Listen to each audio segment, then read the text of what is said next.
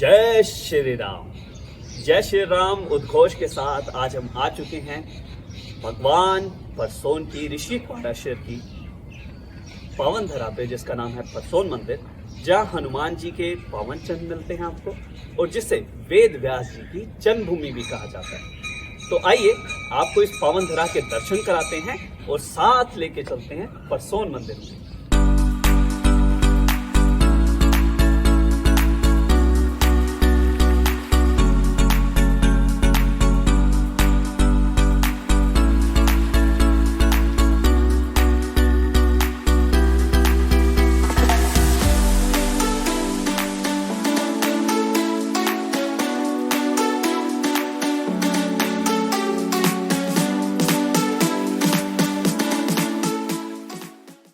फरीदाबाद में भटकल विधानसभा में बसे इस पावन मंदिर में कहा जाता है कि जब भगवान श्री हनुमान जड़ी बूटी लेने निकले थे और पर्वत लेने के लिए चाह रहे थे हिमालय की ओर, तो उन्होंने एक बार यहाँ रुककर फरीदाबाद में जिसे उस समय में तिलपत कहा जाता था, इस धरा पर रुककर विश्राम किया था।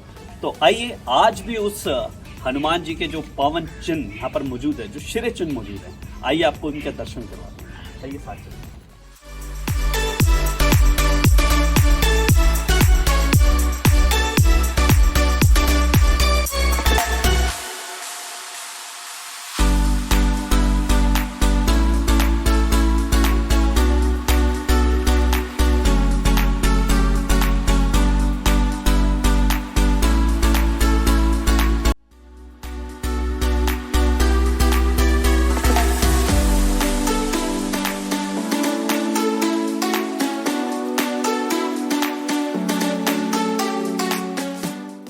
अरावलीज के बारे में कहा जाता है कि अरावली सिर्फ बंजर पहाड़ है, यहाँ कुछ नहीं है। लेकिन अगर आप इधर देखेंगे तो हम पहाड़ के शिखर पे खड़े हैं और यहाँ आपको ब्रॉडर लीव्स के सभी तरीके के पेड़ दिखेंगे और सामने देखिए मोर दिख जाएगा आपको, बाकी पक्षी दिख जाएंगे।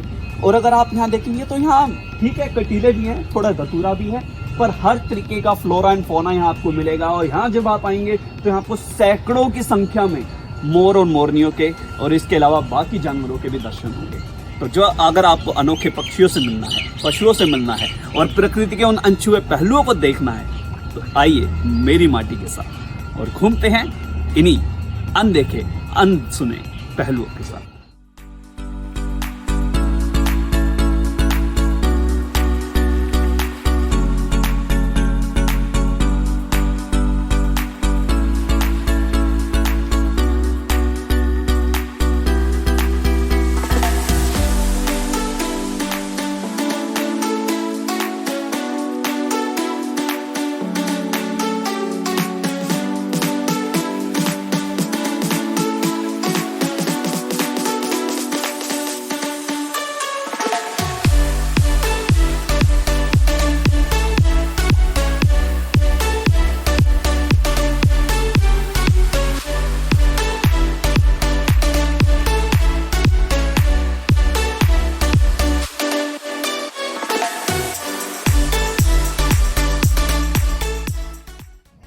ओल्ड फरीदाबाद मेट्रो स्टेशन से 3 किलोमीटर दूर इतनी खूबसूरत जगह भी हो सकती है, इतनी खूबसूरत घाटियाँ भी हो सकती हैं जहाँ इस तरीके के खजूर के पेड़, आम के पेड़, नीम के पेड़ और अनगिनत फलों के पेड़ आपको देखने को मिल सकते हैं। एक अजूबे से कम नहीं। तो आइए आज इसी अजूबे को एक्सप्लोर करते हैं मेरी माटी के साथ।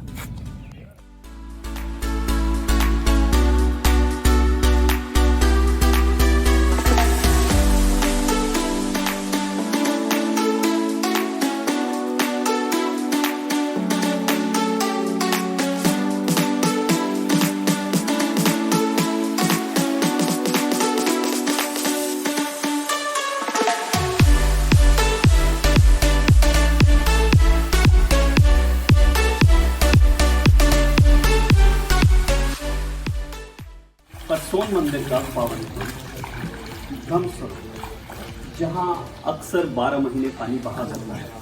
फरीदाबाद में झरने हैं, लेकिन उनके लोगों को हैरानी होती है, लेकिन यहाँ एक झरना है जो शायद उसके जीवित रहने की वजह ऋषि पाराशर की गई तपस्या है, क्योंकि सारे एनकैचमेंट एरिया तो बंद हो चुके हैं जो भटकल को भरते थे। उसके बावजूद भी एक एनकैचमेंट एरिया ऐसा है जहां आज 12 महीने झरना बहता है। तो आइए आपको लेके चलते हैं उस झरने की ओर।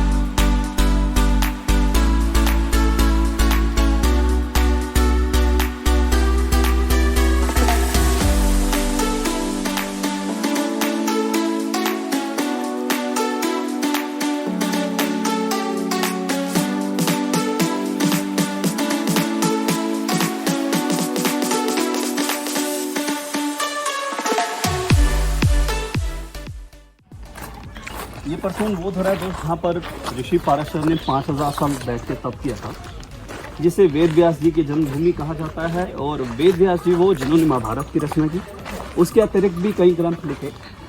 तो यहाँ आप पाएंगे कि यहाँ आपको हर तरीके का फ्लोरा और फौना दिखेगा, और सभी लोग सामंजस्य के साथ, सभी प्राणी सामंजस्य के साथ यहाँ पर एक साथ बढ़ रहे हैं, चल रहे हैं।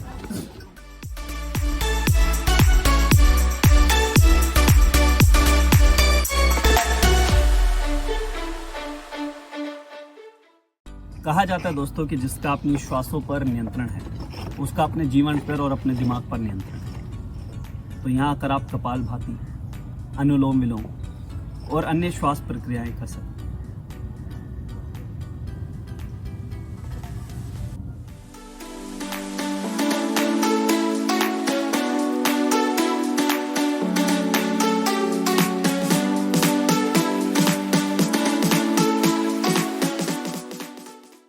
जिस पे बैठ के उन्होंने कई साल तपस्या की, ये वही धुनी है। और बाबा जी अंदर सेवा करने जा रहे हैं।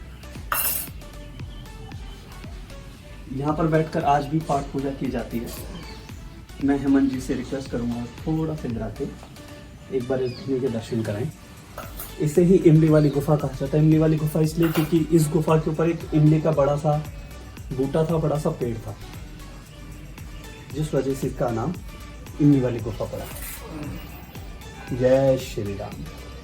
ऐसी ही सुंदर जगहों पर, अनएक्सप्लोर्ड प्लेसेस पर, जहाँ झरने बहते हैं, जहाँ झीलें हैं, जहाँ कुंड हैं और जहाँ प्रकृति की आभा यूं ही सुशोभित हो रही है, इन्हीं जगहों की यात्रा मेरी माटी आपके परिवार को, कॉर्पोरेट्स को और आपके दोस्तों को करवाता है। फैमिली के साथ आइए, दोस्तों के साथ आइए, अपने ऑफिस के कुलीग्स के साथ आइए, उन्हें दिखाइए किस तरीके से प्रकृति ने आज भी सौंदर्य बरकरार रखा है। अगर हम इस प्रकृति का दोहन नहीं करेंगे तो आने वाले अनगिनत सालों तक हम इस प्रकृति का लुत्फ उठा पाएंगे। लेकिन अगर हमने इसका दोहन यूं ही किया और यूं ही कचरा फैलाते रहे, जगह को प्रदूषित करते रहे और प्रकृति का ध्यान नहीं रखा, ध्यान रखिए प्रकृति भी आपका ध्यान नहीं रखेगी।